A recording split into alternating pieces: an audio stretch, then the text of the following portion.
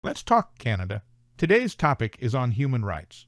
Conservative premiers have revealed their hidden agendas with their recent attack on the rights of children's autonomy.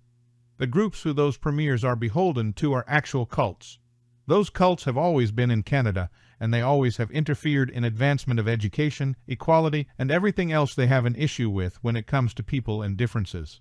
Baby boomers and Gen X were able to keep those cults out of our individual lives and our government by being very clear about separation of church and state. Baby boomers and Gen X were breaking out of the patriarchy. Those two generations had it a bit easier in keeping those severely authoritarian people out of their lives because they didn't have the use of social media platforms. Now these cults use the internet to lure and recruit unsuspecting younger generations into helping spread their misinformation. These cults are practiced in the use of subliminal messaging in order to get non-indoctrinated people to agree with their agenda. Most people would agree that parents should be involved every step of the way in their children's lives. However, most educated parents respect the fact that children also need an amount of privacy. The child's right to individuality is never considered by these cults because these cults are colonizers. They would prefer every school be one of faith, have a dress code, preferably uniforms, and no sex education or anything to do with current life issues. Recently, a robocall was asking for our feelings on abortions.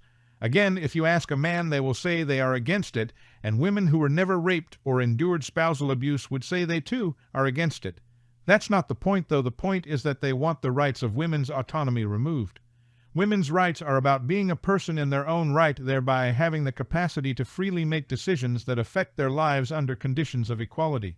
It wasn't that long ago that women and children were considered property. The hatred that is aimed at the progressive political parties is coming from those characters. Libertarians who would cause a Great Depression, bigoted zealots who are terrified of individuality and intelligence, and greedy capitalists that just want more riches and more power. They operate under the guise of populism.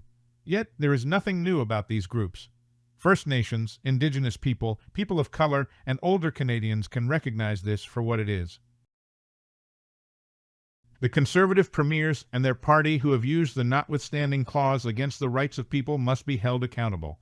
The UCP will get their policy against transgender youth legislated, given that they unfortunately have a majority.